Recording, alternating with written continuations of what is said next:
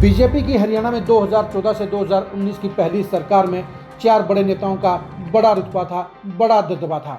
Ramvilas Sharma, captain Abhimanyu, Om Prakash Dhankhar और मनीष ग्रोवर चारों के चारों दबदबे वाले मंत्री थे।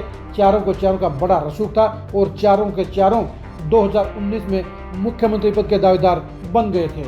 बेशक से 2014 में बीजेपी हाईकमान ने मनोहर लाल खट्टर को मुख्यमंत्री बना दिया था, लेकिन इसके बावजूद 2019 की दूसरी सरकार के लिए इन 4 नेताओं की दावेदारी मजबूत मानी जा रही थी। यानी अगर कोई फेरबदल होता तो इन चारों नेताओं में से किसी एक के सर के ऊपर ताजपोशी हो सकती थी। लेकिन 2019 का चुनाव इन चारों ही नेताओं के लिए एक ऐसा परिणाम लेकर आया जिसके चलते चारों की सियासत अर्श से फर्श पर आ गिरी। नमस्कार, मैं हूं कुलदीप सुरान। आज खरी न्यूज़ में हम चर्चा करेंगे बीजेपी के 4 बड़े नेताओं में से 3 नेताओं के 2029 को लेकर सियासी तस्वीर की, उनके सियासी भविष्य की और बीजेपी के हालात की।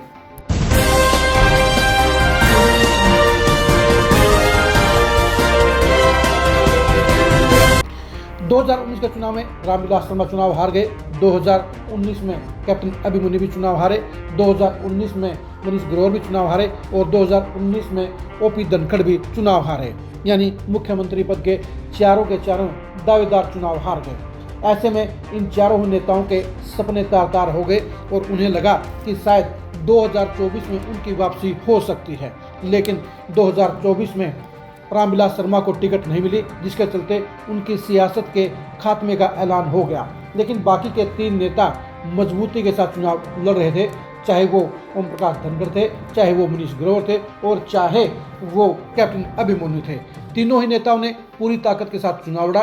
तीनों ही नेताओं ने पिछले चुनाव से ज़्यादा वोट भी हासिल किए, लेकिन तीनों के तीनों नेता लगातार दूसरी बार चुनाव हार गए।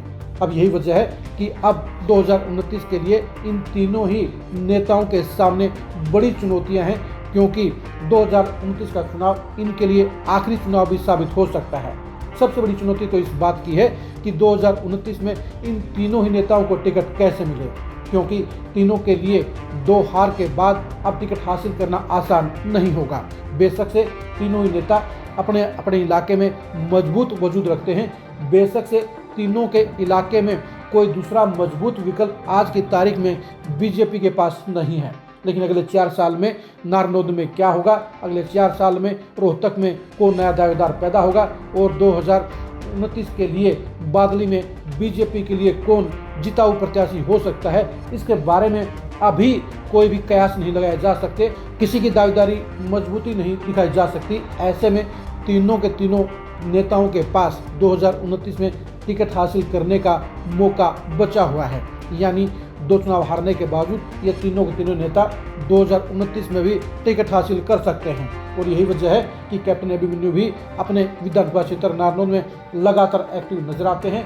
वो ऐसे नेता हैं जिन्होंने पिछले 2 चुनाव में लगातार अपने वोट बढ़ाने का काम भी किया, लेकिन इसके बावजूद वो चुनाव हार गए।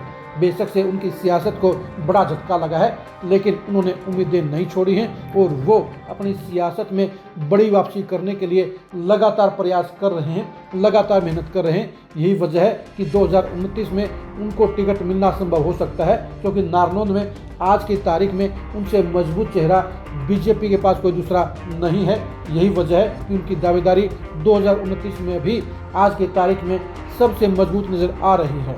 मनीष ग्रोवर भी रोहतक में बीजेपी के सबसे कद्दावर नेता हैं। रोहतक में भूपेंद्र हुड्डा के सामने अगर बीजेपी का कोई नेता सीना तान के खड़ा हो सकता है तो वो मनीष ग्रोवर हैं और मनीष ग्रोवर की शख्सियत बेहद मजबूत है। बेशक से उनके विरोधियों की संख्या भी काफ़ी ज़्यादा है, लेकिन फाइटर के तौर पर मनीष ग्रोवर की गिनती होती है और उन्होंने भी हथियार नहीं डाले हैं। वो भी 2029 के लिए मजबूती के साथ तैयारी कर रहे हैं और मैदान में जमे हुए हैं। वो भी 2029 में चुनाव जीतकर बड़ी वापसी करने का मादा रखते हैं और उसी हिसाब से अपनी वर्किंग भी कर रहे हैं।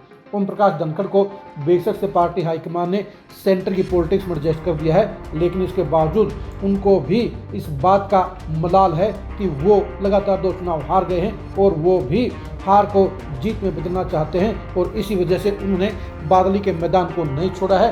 वो लगातार अपने हलके में विकास कार्य करा रहे हैं, वो लगातार अपने हलके में मौजूदगी दिखा रहे हैं और वो आज की तारीख में भी बादली हलके में बीजेपी के सबसे बड़े सिपहसालार हैं, सबसे बड़े चेहरे हैं, सबसे बड़े नेता हैं, यानी वो भी 2029 में बादली से चुनाव लड़कर जीत हासिल करना चाहते हैं। इसी तरह से तीनों के तीनों नेता 2029 के लिए दावेदारी के लेकर बेहद गंभीर हैं। 2029 में तीनों ही चुनाव जीतना चाहते हैं। अब देखने की बात ये रहेगी कि इनको टिकट कैसे मिलेगी, क्योंकि बीजेपी हाईकमान का जो सर्वे है वो सबसे इम्पोर्टेंट होता है। इस सर्वे में अगर तीनों नेताओं के जीत के आसार हुए तो तीनों को टिकट मिल जाएगी। अगर किसी एक नेता या दो नेता का सर्वे में रिकॉर्ड खराब आया, नेगेटिविटी आई, तो उन हालात में टिकट कट भी सकती है। यानी तीनों ही नेताओं को अगर टिकट हासिल करनी है तो उन्हें न सिर्फ दावेदारी में नंबर 1 रहना होगा, बल्कि जीत का दावा भी मजबूती से पेश करना होगा और इसके लिए उन्हें लगातार अपने हलकों में वर्किंग करनी होगी। आप बीजेपी के इन तीनों नेताओं के भविष्य के बारे में क्या सोचते हैं, कमेंट करके जरूर बताइए। क्या कैप्टन अभिमन्यु 2029 में नारनौंद में चुनाव जीत पाएंगे, इसके बारे में राय दीजिए। क्या मनीष ग्रोवर 2029 में हार की तिगड़ी से बच पाएंगे, इसके बारे में भी कमेंट करके जरूर बताइए। क्या ओम प्रकाश धनखड़ बादली से चुनाव जीतकर अपनी सियासत को दोबारा से संजीवनी देने का काम कर पाएंगे, इसके बारे में अपनी राय दीजिए। आप हमारे फेसबुक पेज को फॉलो कीजिए, आप हमारे यूट्यूब चैनल को सब्सक्राइब कीजिए। नमस्कार।